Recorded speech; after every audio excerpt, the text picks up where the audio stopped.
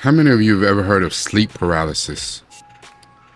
Sleep paralysis is when you're in, I don't know if it's deep REM sleep or you're sleeping and you wake up, but you're not awake.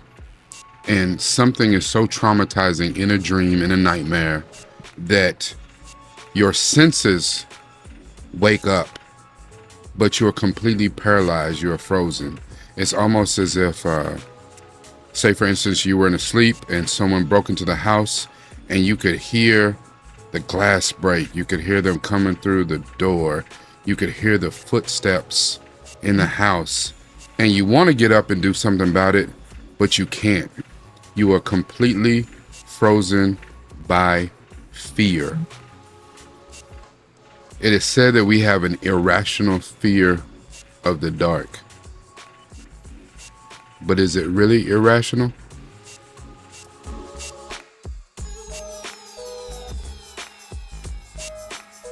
Hello, Governor. This is Rakai Steed, nupefromdaville, and we're talking about Doctor Who, Season 4, Episode 8, Silence at the Library. Great episode. Again, another episode written by Stephen Moffat. The Doctor takes Donna to the library, which might seem mundane. However, this is the largest library in the universe. The entire planet is the library. And it also has the largest hard drive in the universe. It has cataloged every book ever made, and they're in this library. The TARDIS sets down in the library, but the one thing that's very strange, and even though you hear silence, can you even hear silence? There's always silence at the library. But when they arrive, there are no people anywhere. Doing a search of the database, the Doctor finds that 4,022 people were saved. But saved from what? He does a search to see how many humans, or people, I guess, are on the planet. And it says 2.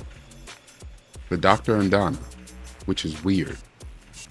Then he expands the search to find how many other creatures are on the planet.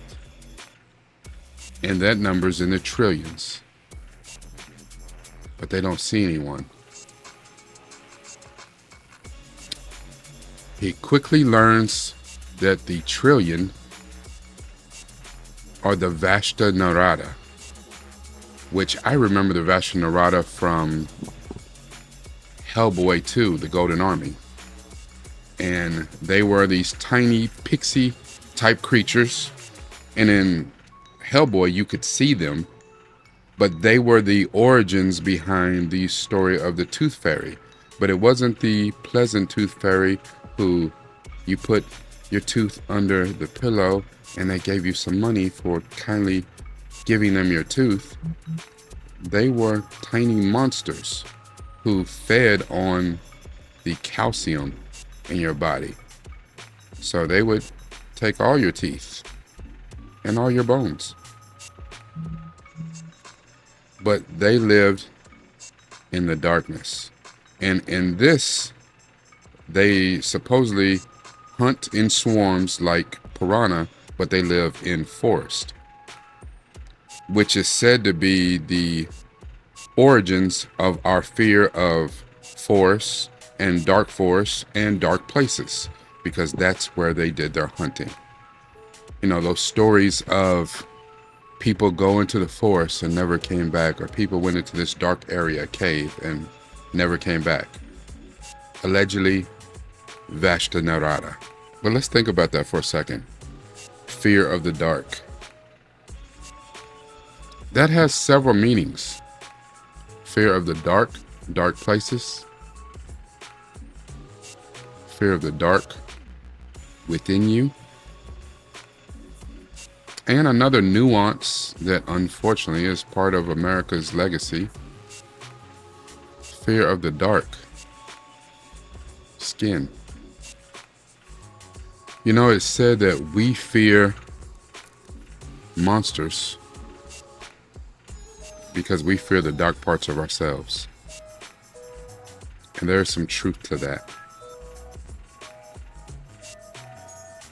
Many people don't want to look into that dark part of their soul. I've done some other deep dives. I did one on Star Wars The Acolyte not long ago about duality. I did another one about the movie Seven and just about absolute darkness, evil, what lurks in a man's soul. And to deal with darkness is a hard thing to do. I remember when I was a little kid, I slept with a nightlight on for a little while. I don't know where that fear of the dark came from. I graduated from a nightlight to sleeping with the TV on. But then I realized something. Fear attracts the darkness.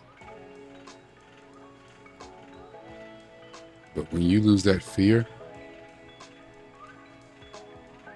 the darkness is afraid of you.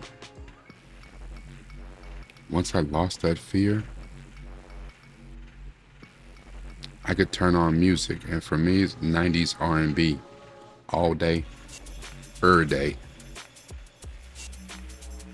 And I could have absolute darkness and be just fine. Since I don't do horror movies, life is scary enough, so there's nothing to fear in the dark. And if there was, you don't want to see me.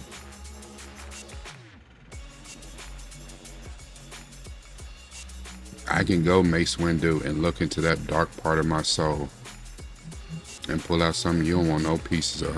One interesting part of this particular episode is that